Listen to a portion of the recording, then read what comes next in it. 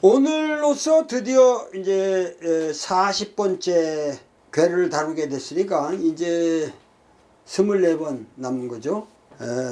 감개무량합니다. 벌써 40. 규괴와 건괴가 앞에 있던 괴가 전부 그 갓난과 고난을 상징하는 모든 게 막히고 괴리되고 서로 화합하지 못하는 그런 불행한 시대 상황이었습니다. 그런데 40번째 이 해라고 하는 건 여러분들이 아시는 바대로 이건 우리가 일상생활에서 많이 쓰는 글자죠. 이 해. 해. 그러니까는 해라고 하는 거는 풀해도 되고 풀릴 해도 됩니다. 그러니까 풀해 그러면 수학 문제를 풀다. 무슨 문제를 해결하다. 하여튼 그러면 능동형이 되지만 풀리다는 자동사로 dissolve 하나 이렇게 분해된다. 뭉쳤던 게 전부 풀어진다. 그러니까는 원한이 쌓여도 그게 다 풀어진다. 전국이 꽉 막혔던 것이 풀어진다. 남북이 꽉 그냥 대치됐던 게 풀어진다. 모든 게 풀린다. 이렇게 되는 겁니다. 그러니까 해는 이게 모든 게 풀어지려면은 물이 있어야 되죠. 물이 있어야 돼요. 그래서 여기가 간꾀가 물이 있고 이제 위에가 뇌 천둥번개가 치는 거죠. 그래서 이 해꾀를 강의하려고 오는데 지금 여기까지 오는데 제가 한 50분 정도 길거리에서 있었는데 난 그렇게 어마어마하게 많은 비가 짧은 시간, 그러니까 이 초당 강우량이 이렇게 많은 건 처음 봤어요. 제가 저 동남아에서 보던 스콜보다도 더 지독한. 그러니까 우리나라가 이제 완전히 그 열대가 됐는데 그야말로 이제 이게 풀리면 좋겠어요. 그래서 모든 게 지금 아주 훈덕지근하고 덥고 뭐가 맥혀 있습니다. 지금 우리 몸도 그렇고 기후도 그렇고 정가 소식도 그렇고 그 세계 정세도 그렇고 모든 것이 이렇게 꽉 뭉쳐 있는데 이 해괴를 통해서 우리 해괴의 강의를 통해서 여러분들이 모든 게 풀려나가는 그런 즐거움을 맛보셨으면 합니다. 해괴는 이 여기 dissolution, overcoming agony 이 고통을 agony 아주 그 고난의 형국을 넘어가는 풀림의 시대. 제가 그 독립운동사를 찍느라고 스탄케비치 우리나라 최초의 공산주의자라고 말할 수 있는 아주 이론가죠. 여성인데 이동이라든가 이런 사람들한테 아주 영향을 준 아주 우리나라 선각자죠. 근데 그 사람이 그 총살당한 현장이 아무르강변에 아무르. 그래서 저 꼭대기 거기가 어디야? 블라디보스톡 아니 하바롭스크 그 블라디보스톡에서 한참으로 또 올라가야 돼요. 이 하바롭스크는 그 하바롭스크를 가면은 이제 아무르강이 쫙 내려오거든요. 근데 그 아무르강이라는 게 사실은 우리가 몰라서 그렇지 그게 고조선 영역이거든요. 거기도 그 소위 그 발해 유적도 많이 실제적으로 발해 유적이 있고 그러니까 우리나라가 지금 우리가 너무 이 조그만 이 반도라는 개념에 사로잡혀 가지고 모르는데 이게 반도가 아니죠. 우리는 반도가 아니라 이거는 거대한 대륙의 중심부라고 생각을 해야 돼요. 그래서 아무르강을 내가 갔는데 그 봄에 그냥 거기 얼렸던 이 얼음이 뭐 꽝꽝 몇 미터씩 막 이렇게 얼려 있는데 아무르강변을 내가 이렇게 가는데 이게 봄이라서 이게 풀리는데 조각이 나는 거예요. 이게 쫙 풀려가지고 근데 그 쨍하고 조각 이렇게 풀리는 조각이 나는 소리가 완전 천둥 번개 같아요. 짜장 짜장 하고 그냥 꽉 하고 막 사방에 저기라는데 처음에 좀 놀랐는데 그 소리가 내 인생에서 그렇게 소리치고 듣기 좋은 소리는 내가 거기서 처음 느꼈어요. 그 자연의 소리라는 게 음악으로 그 넘나볼 수 없는, 아무리 위대한 심포니가 연주를 해도 그렇게 멋있는 소리를 낼 수가 없어요. 그게 저 멀리서도 짜자 짜자 순식간에 막 그냥, 그게 그 봄 기운에 지금 너무 꿈 같습니다. 그래서 하여튼 오늘은 뇌수해, 이것이 풀리는 괴다. 우리나라의 모든 그 기운들이 풀리기를 원합니다. 잘 풀려서 모든 사람들이 행복하게 살 수 있게 되기를 빕니다. 제가 요새 아주 매우 힘든 작업을 하고 있는데요. 제가 노노와 역경을 한 책으로 묶는다고 그렇게 말씀드렸잖아요. 그래서 그 작업이라고 하는 게 사실은 제가 한 20년 전에 그 방대한 이 노노 한글 역주를 냈는데, 이거를 이 세 권으로 방대한 저기를 내면서 사실은 제가 그 강의를 하기가 너무 어려워서 이 책을 갖고 다니기가, 그리고 항상 내가 봐야 되기 때문에 그 본문만을 따서 조그만 책으로 내가 하나 만들어서 갖고 있었어요. 그게 그렇게 좋아서 평생을 제가 한 20년 동안 그거를 갖고 다니면서 너무 좋았거든요. 그래서 요번에 이거를 여러분들한테 이걸 다시 최종적으로 내가 20년 동안 갈고 닦으면서 쳐다보고 그랬던 뭐 또 이 번역이라든가 이런 게 약간 수정할 부분도 있고, 여러 가지로 또 시대적인 감각도 변했고 이러면서 새롭게 만든 거죠, 이번에. 근데 우리 통나무에 또 아주 그 기특한 친구가 있어가지고, 그 친구가 너무 그걸 전부 편집을 하고 그거 하면서 세밀하게 읽어야 되니까, 편집하려면은 감동을 받아가지고 그 인명, 지명 이런 거를 잘 알 수가 없기 때문에 자기 나름대로 노트를 해서 일종의 사전 같은 걸 만들었다 이거예요. 그래서 그거를 좀 붙이면 어떻게 했냐? 그래서 보니까 상당히 그 논어를 읽고 이 고전을 접하는 일반인들에게 그런 게 필요하겠더라고. 아휴, 막상 또 그거를 하려고 보니까, 야, 아무래도 이게 또 새롭게 첨가해야 되고, 그 여러 가지. 그냥 그거 한 장을 한 장 교정 보는 게, 한 장 교정 보는 게 태산을 넘는 것 같다 그랬어요.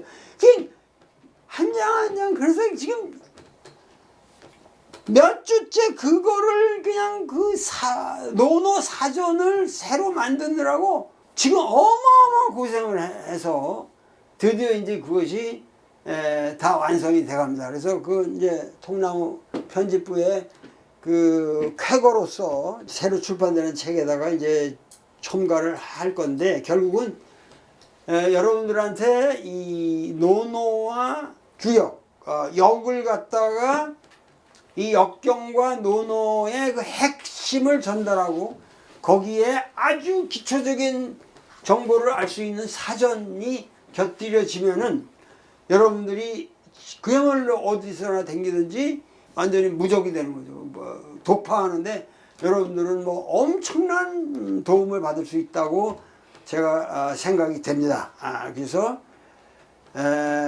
이 책이 나오는데 엄청난 그 공력이 들고, 그 요새 좀 너무 이게 세월이 지금 훈덕지근하기 때문에 조금 요번 주에 요번 강의가 2번이 나가고 한 2주만 제가 좀 방학을 좀 하려고 합니다. 그 2주만 쉬면서 거기 최종적으로 너무도 중요한 작업이기 때문에 그걸 전체적으로 다시 재조정하고 그렇게 해서 새로운 책을 하나 만들려면은 시간이 너무 지금 긴박하고 지금 없기 때문에 여러분들에게 위대한 고전을 선사하기 위해서 제가 2주만 방학을 하려고 해요. 2주만. 그래서 제가 책을 이 손에 들고 나와서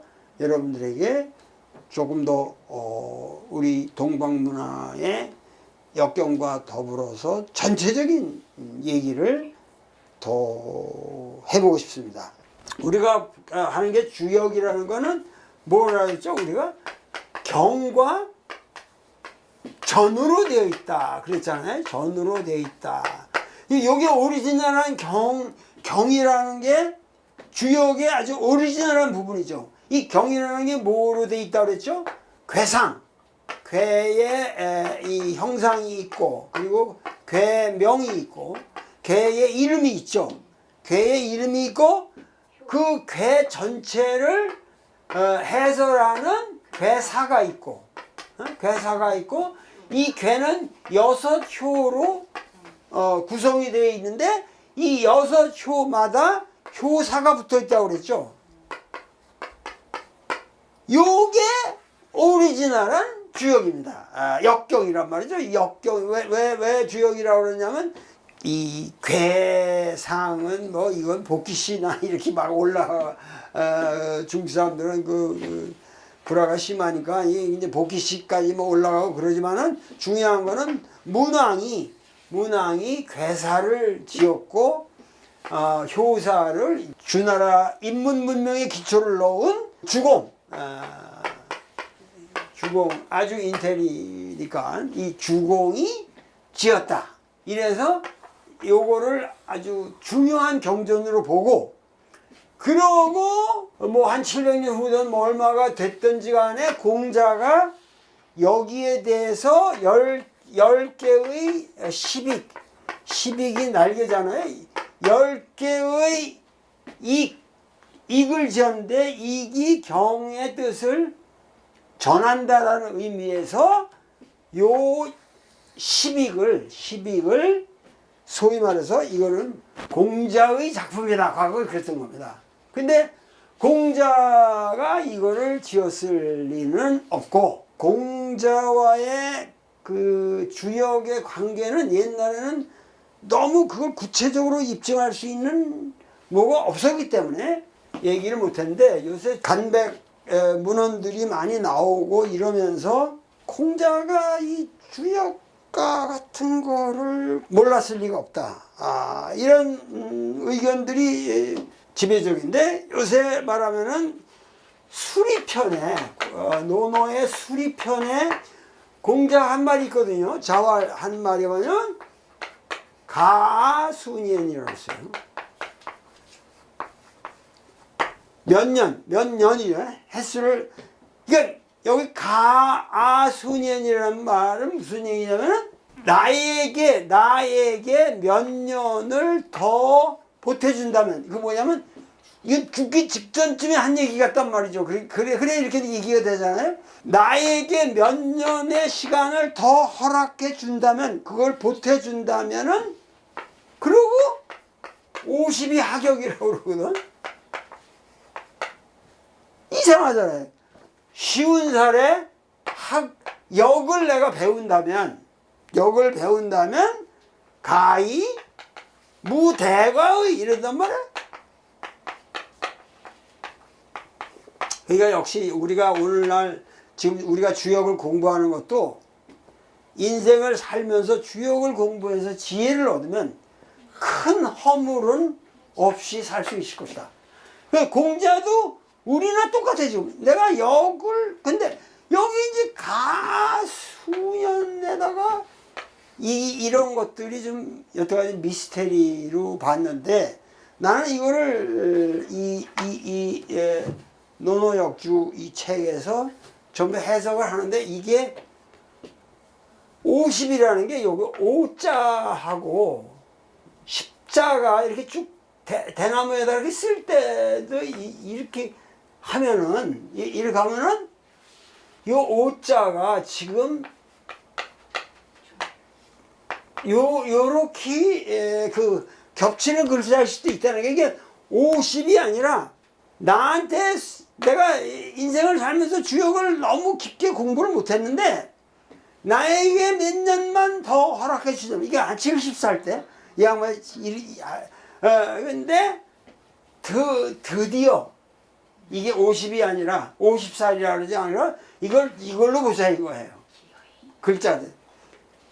드디어 끝내 내가 역을 배울 수 있다면 나의 인생은 대가가 없이 살 수 있을 것인데. 그러니까 그만큼 공자와 주역은 밀접한 관련이 있다. 어떻게 됐든지 간에 공자가 끝까지 인생에서 주역이라고 하는 거에 관심이 있었다 이거죠.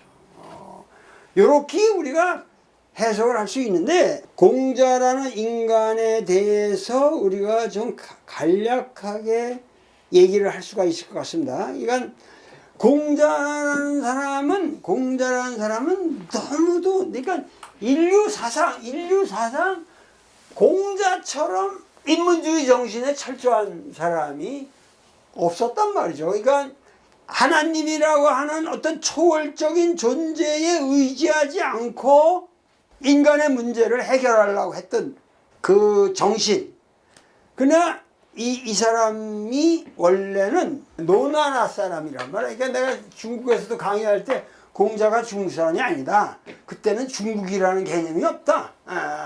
그 공자는 어디까지나 노나라, 이 노나라라는 제국에서 태어난 사람인데 노나라는 조그만 제국이지만 여기는 바로 주공이 분봉된 데거든요. 그러니까 주공이라는 사람은 주나라를 세운 아주 장본인인데 우리나라 세조처럼 찬탈을 하지 않고 자기 조카를 도와가지고 이 주나라의 문물을 완성한 아주 인문주의자고 대단한 지성인데 이 주공이 분봉이 된 데가 노나라란 말이야. 노나라 가서 다스려. 그러니까 주공이 제가 바쁜데 성왕을 도와주고 할 일이 타산 같은데 어떻게 그 시골에 가 있겠습니까? 그래서 이 주공이 백금이라고 하는 자기 아들을 일로 분봉을 한단 말이야. 글로 보낸단 말이야. 그러니까 아니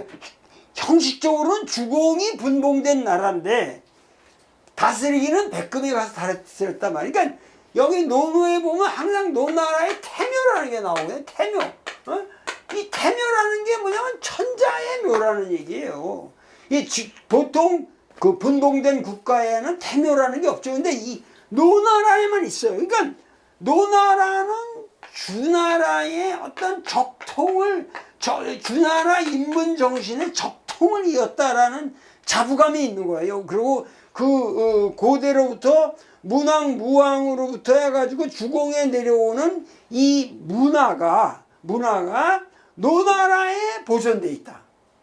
공자라는 사람은 주나라의 인문정신에 투철할 뿐만 아니라 이 사람은 원래 송나라에서 이 아버지 송야의리가 송나라에서 이주해온 무장이란 말이야. 대장군이에요.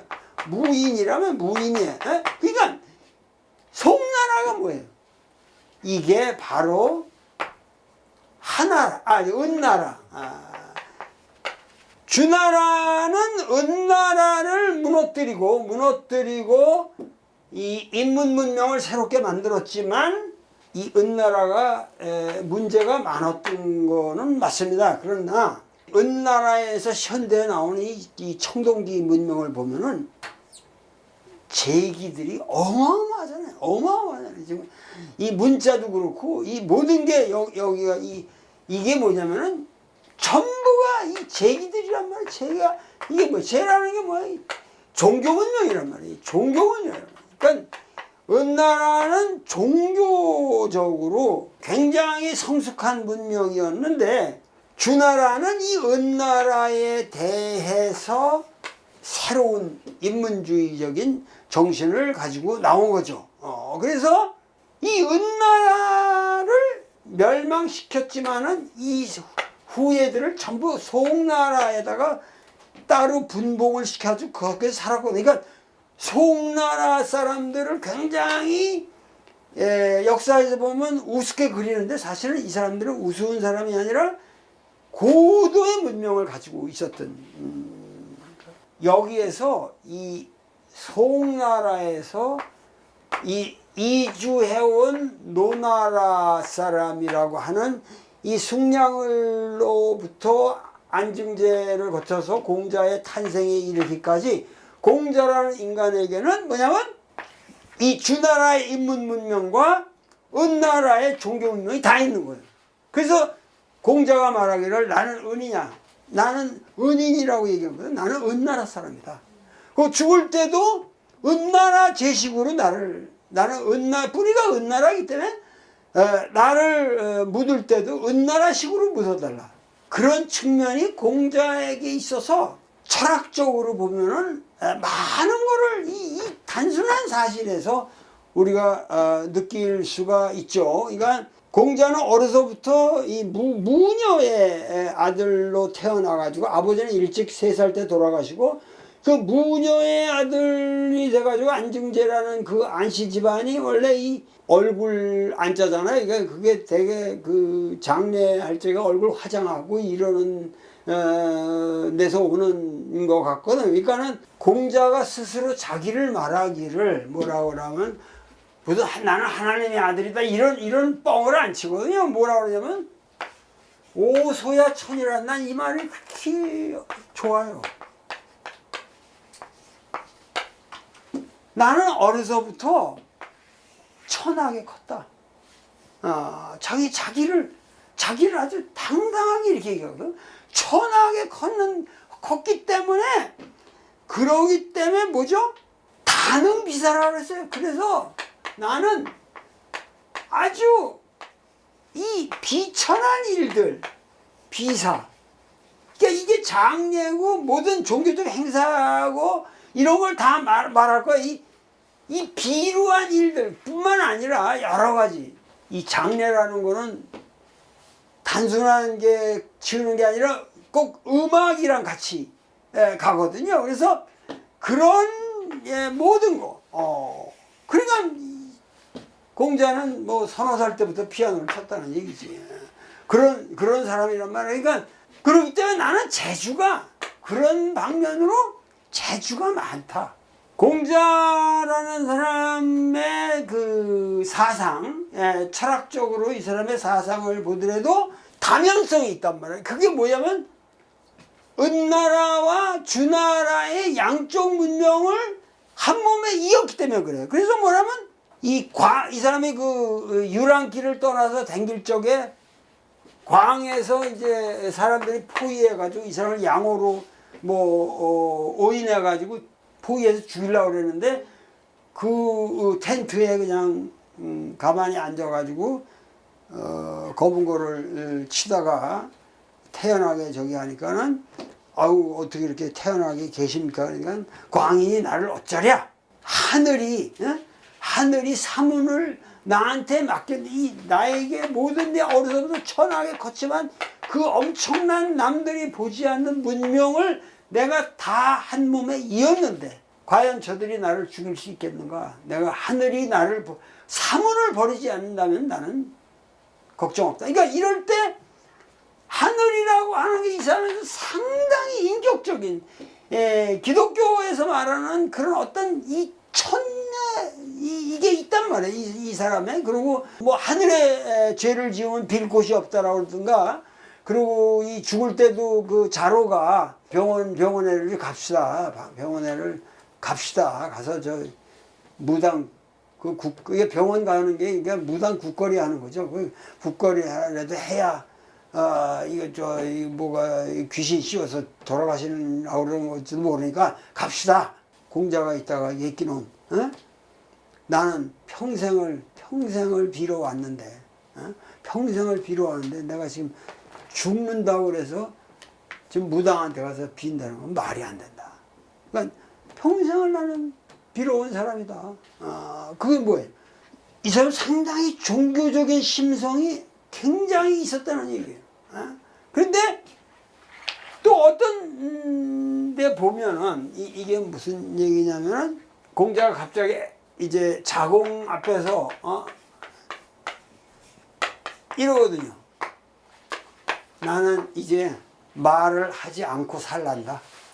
말을 하지 않고 살란다. 그런 거야.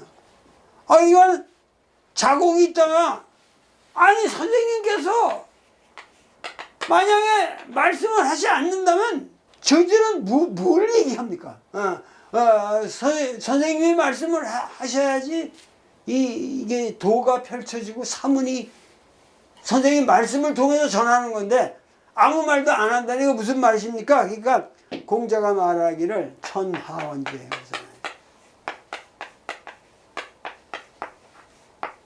하느님이 뭔 말을 하냐? 하느님이 과연 하시는 말씀이 있냐? 그러면서 사시행원.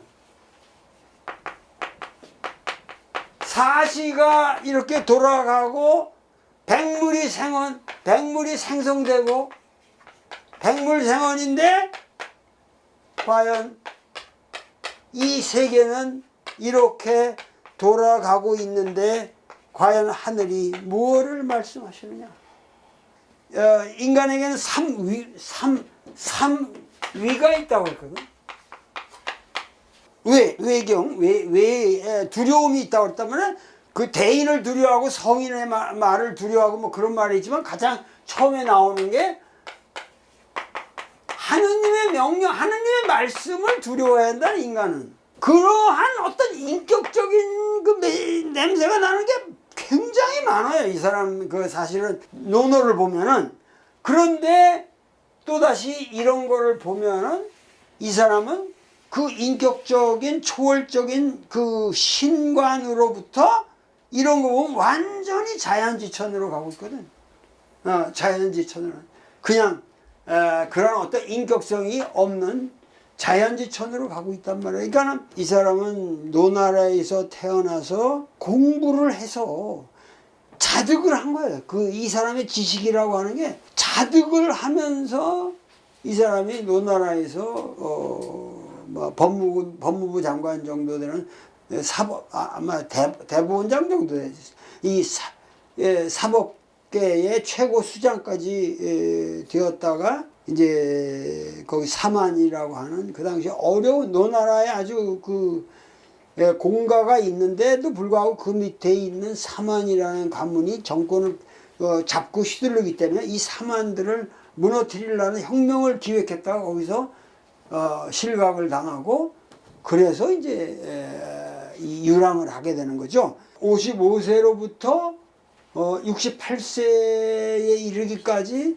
중원 전 지역을 이 사람은 돌아다니는데 그 돌아다니는 과정에서 많은 이제 이야기들을 만들게 되고 68세에 노나라에 돌아와서 국사, 그냥 국로라고 하는데 노나라의 아주 가장 현명한 사람으로서 존경을 받고 결국 그 말년에 73세에 돌아가시기까지 거의 한 5년이네요. 한 5년간 노나라에서 머물면서 그 많은 자기 인생의 모든 것을 정리를 해 놓은 것이 오늘날 중국 문명의 기초가 되었을 뿐만 아니라 그것은 중국 문명이라는 것보다도 거의 이 동방 문명의 기초가 된 거죠. 그러니까는 이러한 이 공자의 사상의 곳곳에 스며 있는 것과 주역은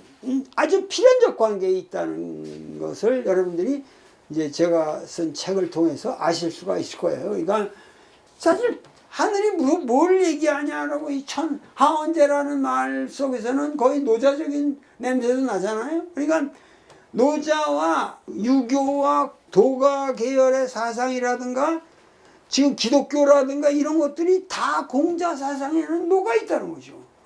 그러한 폭넓은 관점에서 우리는 주역을 또 대해야 되고 그래서 요번에 제가 이제 쓰는 책에서 여러분들이 그걸 물씬 느낄 수 있고 그리고 지금 사전을 만들고 있기 때문에 그 사전을 통해서 여러분들이 조금 더 쉽게 동방고전의 핵심을 접근할 수 있을 겁니다. 감사합니다.